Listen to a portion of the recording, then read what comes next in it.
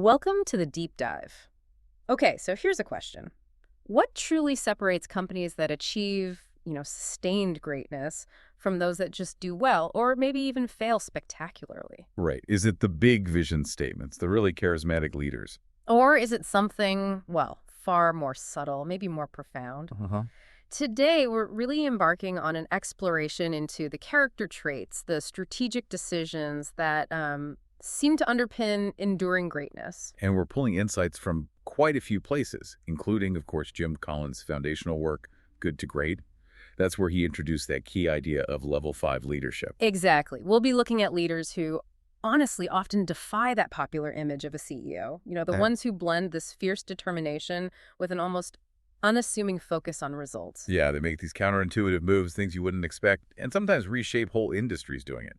So our mission in this deep dive is to unpack these defining traits, look at these kind of unexpected paths to power, and understand the critical pitfalls too. Basically, give you a shortcut to understanding what truly builds a legacy. And what's fascinating, I think, is that the answers often aren't what we expect at all. They really challenge our common assumptions about how success is achieved and how it's sustained. We sort of look for the loudest voices, don't we? We do. Or the most visible personalities, the ones who command attention. But the sources, especially Collins's research, they suggest that true, enduring success often stems from something much more understated, Okay. yet incredibly potent. It's this combination, an intense professional will married with, get this, profound personal humility. That paradox again, will and humility. Exactly. And this paradoxical blend, it leads to decisions that are anything but conventional. It Mhm. creates this foundation for greatness that, frankly, those celebrity leaders, they rarely achieve it. That's such a crucial distinction right there, because it immediately sets the stage for a whole different kind of conversation about leadership, doesn't it? It really does. Which brings us right into our first section, the good to great distinction, unconventional resolve and action. So Jim Collins, in Good to Great, he introduced this whole concept of companies making this definitive, sustained leap, going from just being good to achieving greatness. Right. And he pinpointed a specific kind of leadership as the main catalyst. He called it level 5 leadership. And this isn't just, small improvements year over year. It's not about doing a little bit better. No, it's fundamental transformation, a real shift that sets these companies apart for the long haul, often for decades. It's a profound journey, not just a single step. And it needs a unique kind of leadership, often quiet, to make it happen. Indeed. Collins often says that good can be the enemy of great. So many companies, they get comfortable being good. They perform adequately. They meet expectations. And that comfort zone becomes a trap. Exactly. It prevents them from striving for more. So to make that transition to greatness, it frequently requires this radical reevaluation, a willingness to actually dismantle what's merely sufficient. In pursuit of what's truly exceptional. Wow. Yeah, and it's not just a strategic pivot. It's like an organizational metamorphosis. It's driven by a core philosophy, and most importantly, by that specific kind of leader, the level 5 leader. Who has that paradoxical blend you mentioned? Fierce professional will, deep personal humility. That's the one. They're often quiet, unassuming, maybe even shy. But their actions, they speak volumes. And their dedication to the company's long-term success is just unwavering. Okay, so a fantastic, almost legendary example of this, someone who really embodies that level 5 spirit, is Darwin Smith at Kimberly-Clark. Yes. And here's where it gets really interesting, because Smith was not your celebrity CEO. He wasn't making splashy headlines. I know. He wasn't that charismatic figure you might expect. Actually, descriptions say he was almost painfully shy, quite awkward in front of groups. He deliberately avoided the limelight. Right. But when he stepped into that CEO role in 1971, he brought something Collins calls a ferocious resolve to rebuild Kimberly-Clark. Ferocious resolve. That's powerful phrasing. It is. And it wasn't a quiet suggestion or some timid proposal. It was an intense, unwavering professional will. He took over a company that had really just drifted into mediocrity. It was struggling against stronger competitors, largely dismissed by analysts. His story is remarkable precisely because it defies that typical narrative, right? Beneath that quiet, maybe introverted exterior, there was just this iron will focused entirely on the long-term health of Kimberly-Clark. Completely. And the crucial, dramatic, and frankly, utterly counterintuitive decision he made, it was to sell off Kimberly-Clark's traditional core business. Yeah. Its coated paper mills. What, the thing they were built on? The very foundation, a business that, as the sources note, was basically doomed to mediocrity. These mills had, bad economics, low margins, high capital needs, and they faced weak competition, mostly because nobody really wanted to dominate such an unattractive industry. Imagine the courage that took, the conviction, selling off the thing your company is known for. The sheer audacity, right, to abandon assets that were central to their identity for decades. It sounds like corporate suicide on paper, doesn't it? I mean, why get rid of your main income source, even if it's struggling? What was the psychological cost inside the company? Longtime employees, shareholders. That's a really perceptive question. How did he even sell that idea? The resistance must have been immense. Oh, absolutely. Yeah. And that really highlights the depth of his level 5 leadership. Smith understood that staying in a mediocre business would just ensure continued mediocrity for the whole company.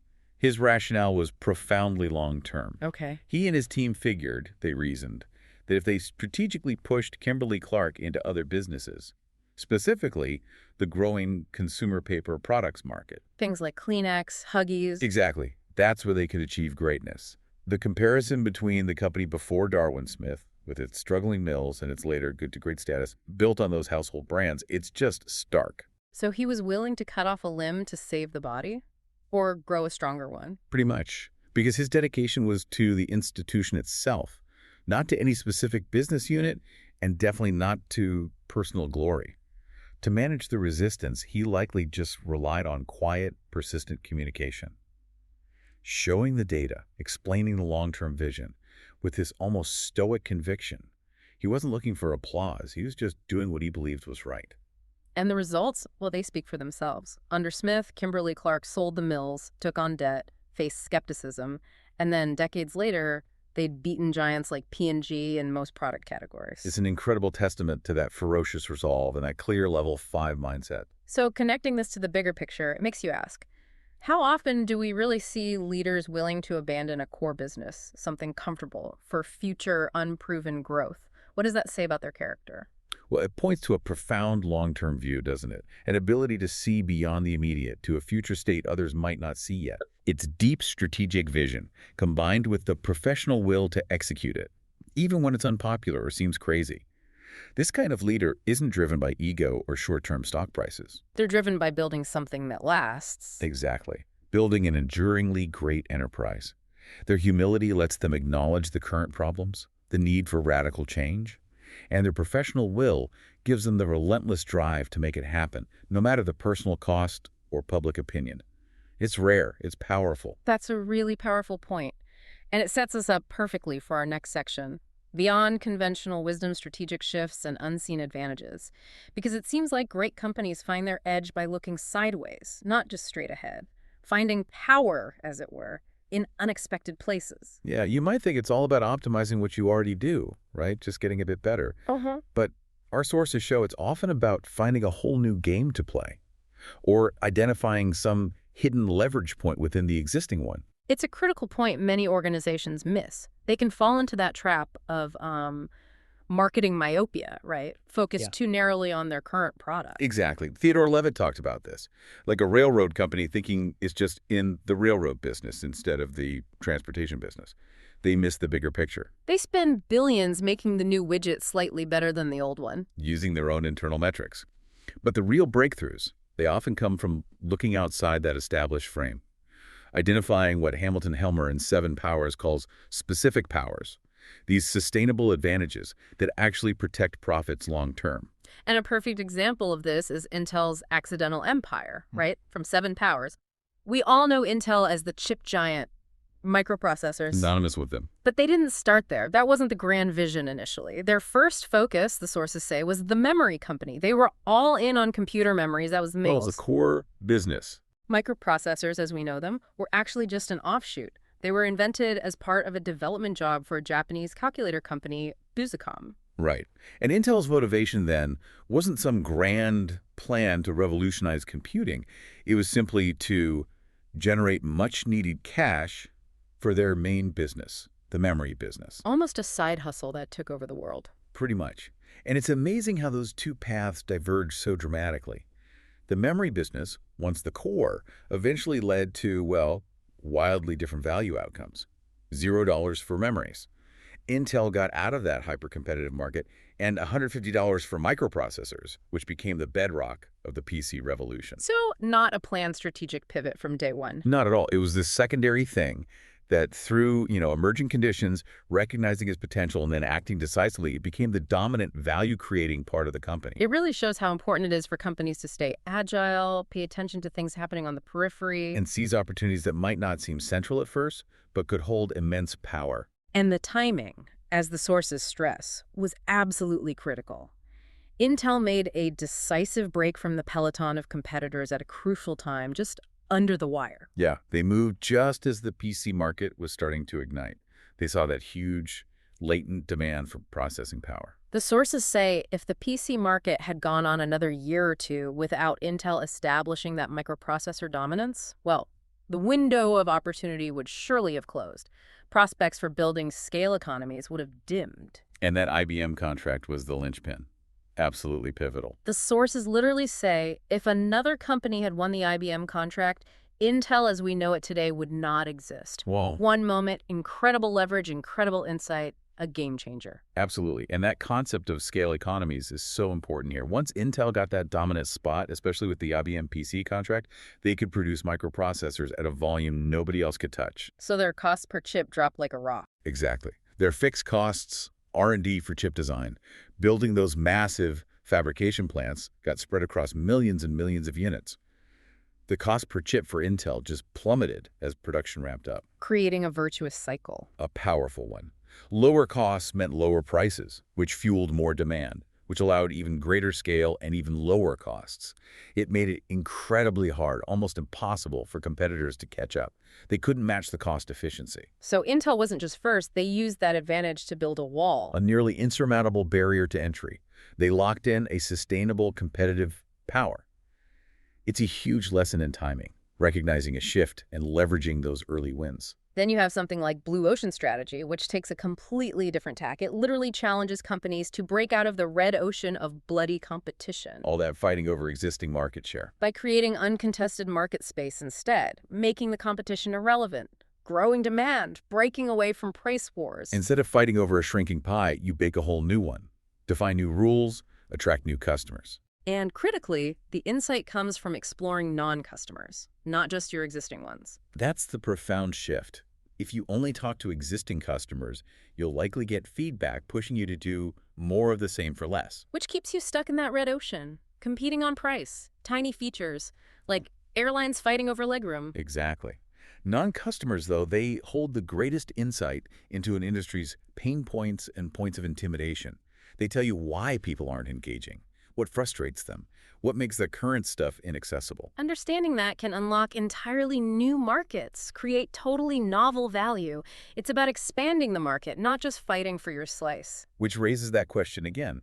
Are leaders, are companies too often trapped by their assumptions, just trying to please existing customers instead of really innovating by understanding those deeper unmet needs of non-customers? It's so true. Seeing beyond the immediate demand, asking why aren't people buying? And sometimes you find those unseen advantages by brilliantly redefining what looks like a massive drawback, like the Lifebuoy soap example. From breakthrough advertising. Yeah. Lifebuoy was a good cleaning soap, did its job, but it had this overwhelming drawback, a horrible medicinal odor. Yeah, not exactly appealing when you're up against nice-smelling soaps. You can't just ignore that, right? No. And the genius wasn't trying to mask the odor, which apparently they couldn't do chemically without hurting its cleaning power. The solution was redefining the problem. How so? Instead of seeing the smell as a negative to hide, they repositioned it. This led to the famous BO campaign. BO for body odor. Exactly, yeah. It focused on the odor of his own body, the consumer's body, and in this stroke of marketing brilliance, they turned the product's liability into an asset. So the smell became proof it worked? Precisely. The medicinal smell wasn't a turnoff anymore. It was proof of its powerful cleaning properties, a badge of effectiveness against BO. It reframed the whole narrative from "this soap smells bad" to "this soap is so strong it kills your bad smell." Wow, so what does this all point to? It feels like true greatness often comes from looking sideways, challenging those basic assumptions, not just staring straight at the competition. Yeah, it's about creativity, timing, exploiting opportunity, and sometimes redefining the whole problem you're trying to solve. It's this dynamic mix of strategic vision, psychological insight, maybe, and tactical brilliance. Exactly. It lets companies carve out these unique, powerful positions. Competitive advantage isn't always about better tech or lower costs, literally. Sometimes it's a superior insight into the market, into people, into what's emerging. Which requires a certain daring, doesn't it? A deep understanding. It absolutely does. And that brings us nicely to Section 3, the complexities of leadership character drive, accountability, and connection. Because behind these strategies and decisions, there are people, leaders, with distinct characters. And the sources show this fascinating spectrum: intense, almost superhuman drive on one end, profound, quiet humility on the other. This section really dives into the individual qualities that make these shifts possible, and lets us keep digging into that level 5 idea, the professional will and the personal humility. Absolutely. And one of the most critical aspects here, touching on both humility and will, is extreme ownership. That concept from the former Navy SEALs Jocko Willink and Leif Babin. Right. The leader is ultimately responsible for everything. No excuses. It's the highest form of accountability. You really see it in their stories. They talk about the stark contrast in SEAL debriefs. Yeah. The bad SEAL leaders. They blamed everyone else, subordinates, gear, intel, higher-ups. And predictably, that led to ineffective teams making their own excuses, pointing fingers. But the good leaders took ownership of the mistakes and shortfalls. And it's not just about taking the blame, is it? No, it's about internalizing that responsibility, understanding the buck stops with you, and then proactively fixing the problem. It's a mindset that just permeates the whole organization. For better or worse, it sets the standard. The impact on the team dynamics sounds profound. When leaders take ownership, the subordinates learn to do it too. Creates a culture of accountability, continuous improvement. Totally. And it's also incumbent on senior leaders to take the time to explain the questions of their junior leaders so that they too can understand why and believe. Because the frontline troops might lack that strategic picture, the broader context, so explaining the why is critical. Absolutely critical. Goals have to be aligned. Junior leaders need to feel empowered not just to ask questions, but to give feedback up the chain about whether plans are actually workable. That two-way communication builds shared understanding, purpose. It's not just following orders. And that links directly to a leader's humility, being willing to listen, and their will, ensuring everyone understands the mission. That's a huge lesson for any organization. The why isn't optional. It's essential for belief, morale, effective execution. Okay, shifting on the leadership spectrum, let's talk Sam Walton. Walmart. His unique blend of the operator's soul and relatability. Walton. A classic example, potentially, of level 5 leadership. He had incredible drive, but also this incredibly approachable style. He described himself, didn't he, having the personality of a promoter. Right. Someone who could sell the vision, get people excited, always looking for new opportunities. He also had the soul of an operator. Yes. Someone who wants to make things work well, then better, than the best they possibly can. That blend is crucial for enduring success. He wasn't just about flashy ideas. He was relentlessly focused on execution, efficiency, continuous improvement. The real nitty-gritty stuff, stocking shelves, supplier deals. Absolutely. He'd visit stores unannounced, check prices, talk to the associates on the floor, always looking for ways to make the system better. And he understood his own weaknesses, which is key to that personal humility part of level 5. He actively surrounded himself with people who were good at the things he wasn't. Right. Guys who were good at all the things I tended to just slough off, as he put it. Like organizing the company for explosive growth, logistics, formal management structures. He said he realized he would have come apart without them. That's so far from the all-knowing CEO myth. It really is. He knew when to delegate, and importantly, who to delegate to. He built a team that complemented his strengths. That humility, admitting limitations and building a strong team, was vital for Walmart's huge expansion. This willingness to recognize and compensate for your own shortcomings, it really seems like a hallmark of these effective level 5 types. It does. And despite Walmart's massive size, they really tried to maintain an open-door policy. Walton believed executives who hold themselves aloof from their associates can never be true partners. He felt associates needed to share problems with someone who could actually do something about it. Exactly. Someone in a position to find a solution, not just listen. That commitment to connection, being present on the store floor, it was central to his style. And he learned from Deming, the quality guru. Yeah, he aimed to shift responsibility and authority toward the front lines, toward that department manager who's stocking the shelves and talking to the customer. Empowering them, but also recognizing that's where the real work and customer interaction happens, giving them agency. It's a profound recognition of where value is created. Okay, so we've seen Darwin Smith's quiet level 5 resolve, Sam Walton's approachable, operator-driven level 5 style. But now let's look at the other end of the intensity spectrum. Sheer professional will, maybe without the same degree of personal humility. Elon Musk. His unfiltered drive. Ah, Musk, known for setting insanely ambitious timelines, right? For SpaceX, first launch 15 months after starting, Mars trip by the end of the decade. Yeah. He's described as this logical, naive optimist, setting baselines that even his brilliant engineers find almost impossible to meet. That relentless push, that sheer unyielding will, it defines his leadership. His management style certainly isn't for everyone. It definitely polarizes people. The sources talk about his colorful tirades. Yeah, talk of people's balls being chopped off, spilling coffee. Right. Yet despite those extreme behaviors, people like Tim Lyons, a former SpaceX exec, maintained utmost respect for his vision and drive to execute. Which suggests that while the methods might be extreme, the underlying commitment to the mission, that relentless pursuit of audacious goals, it earns respect. It seems to, at least from those who share the vision. It highlights that raw, unfiltered drive, paired with a compelling, world-changing vision, can push boundaries others think are impossible, even if it comes at a significant human cost.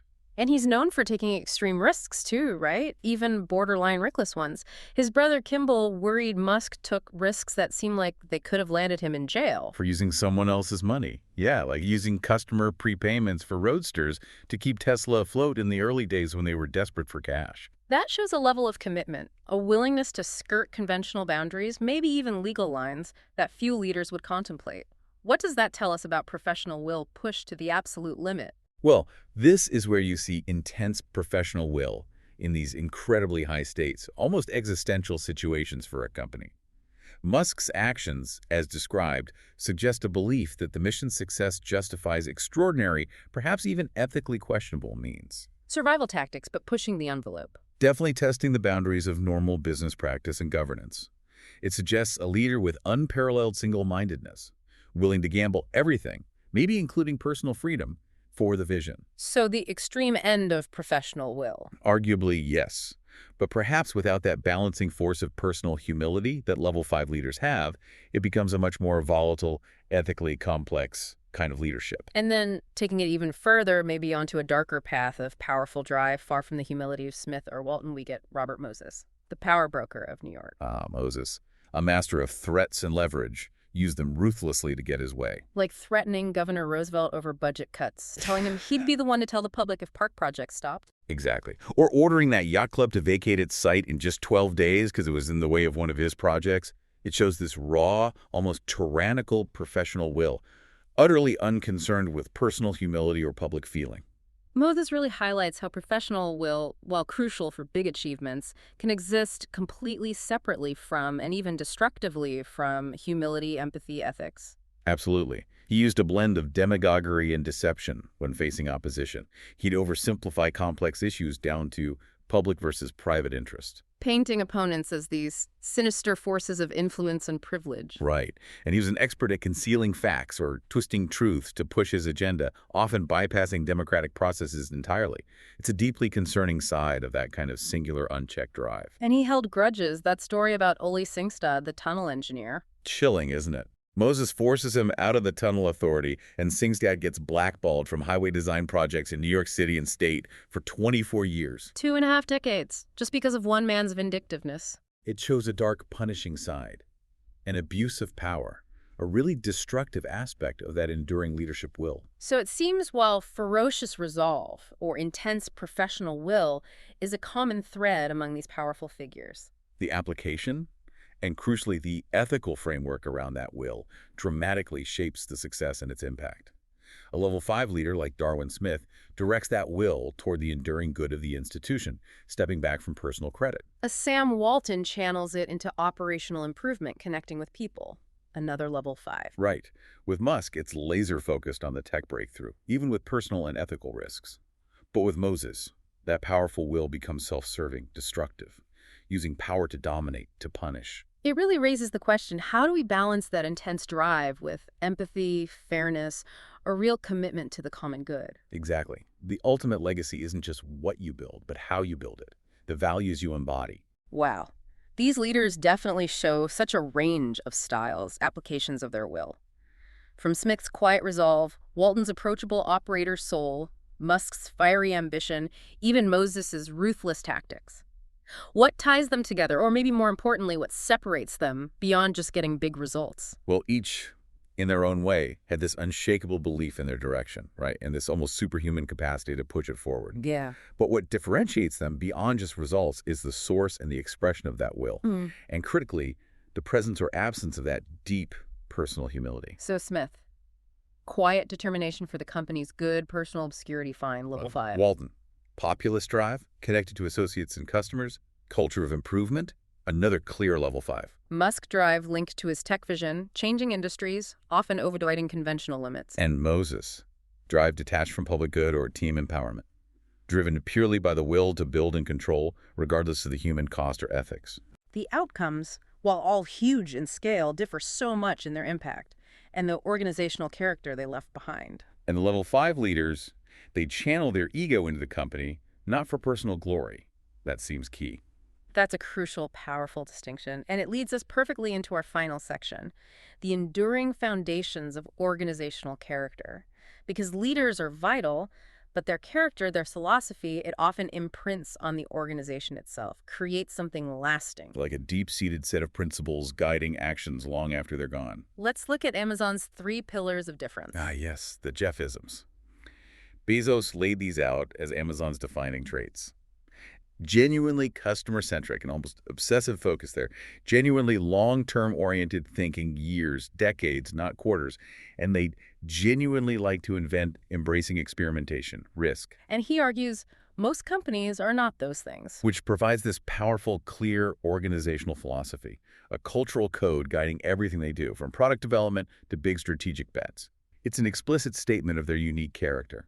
And he contrasts Amazon with most companies who he thinks focus on the competitor, not the customer. Seek dividends in 2 or 3 years, not build for the distant future. And prefer to be close followers rather than inventors, playing it safe.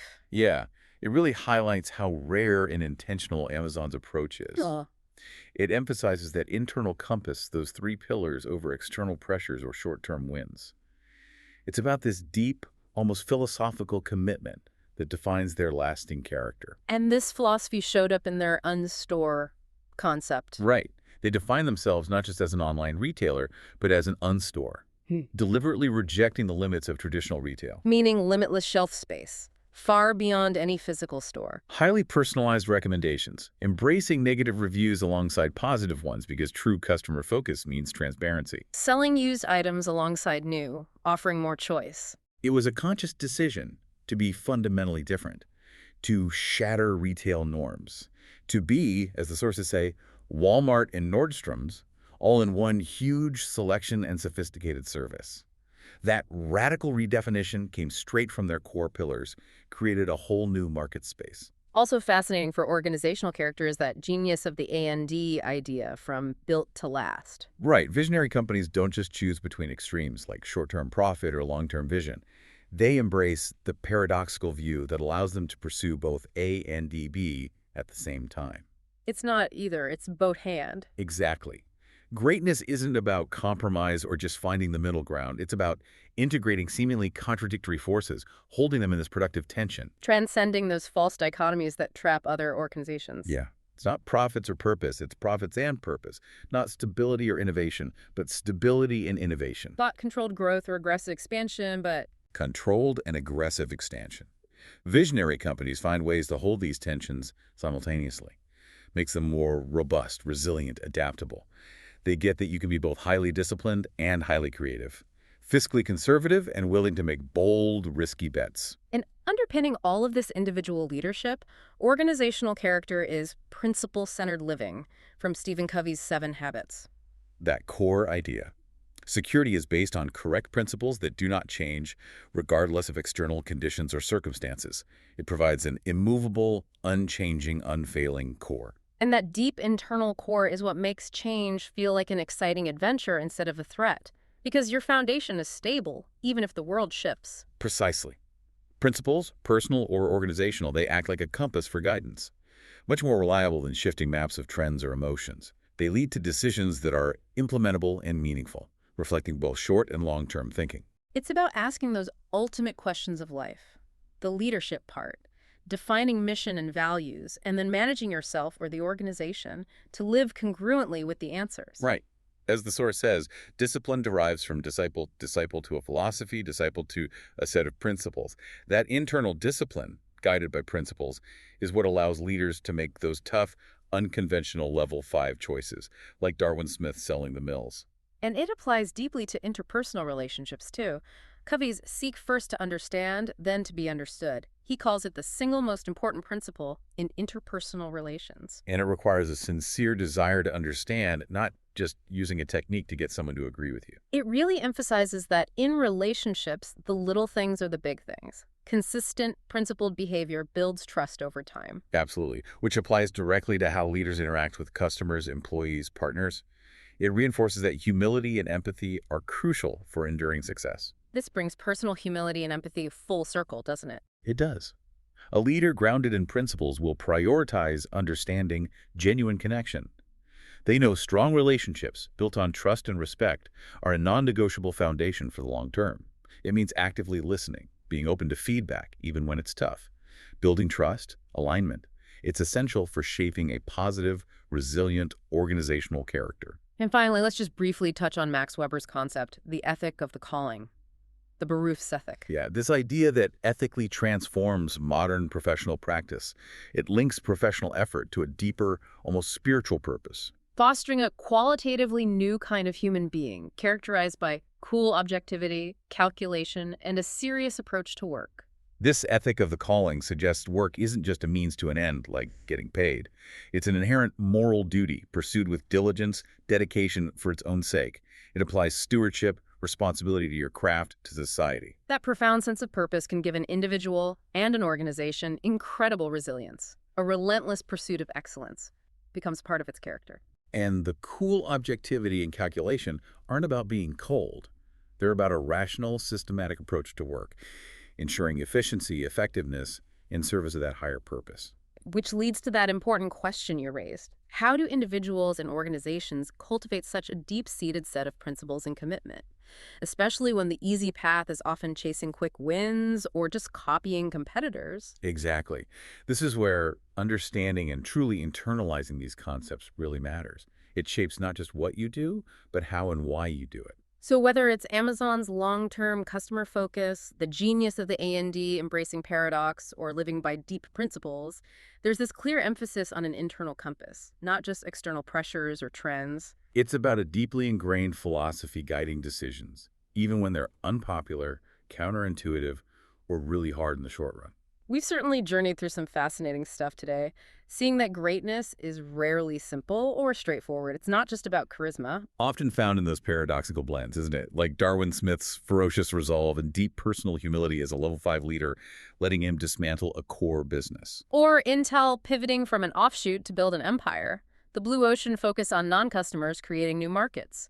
Amazon's unwavering long-term customer-centric invention. The defining traits, especially thinking about level 5 leadership, seem to be that unwavering commitment to a long-term vision for the institution. A willingness to make unpopular but strategically sound decisions. Deep personal accountability and a profound understanding of and adherence to foundational principles. business or personal life. These leaders don't just solve problems, they redefine the game itself, often quietly at first, but leading to huge shifts over time, leaving a real legacy. That seems to be the core of it. What a journey into these unseen foundations of enduring success. From selling core businesses to finding empires and side projects, embracing non-customers, redefining drawbacks. It's clear the path to greatness is paved with courage, conviction, a deep sense of purpose, and often led by those unassuming level 5 leaders. So we invite you, listening now, to maybe consider a situation in your own life, professional, personal, where the immediate obvious path feels comfortable, safe, but a truly great outcome might need you to embrace a paradox. Let go of something familiar, seek to understand a totally new perspective. Yeah, what would it take for you to make that kind of leap? With both profound resolve and genuine curiosity, maybe even that quiet, unshakable humility. Something to think about. Definitely something to think about. Keep diving deep.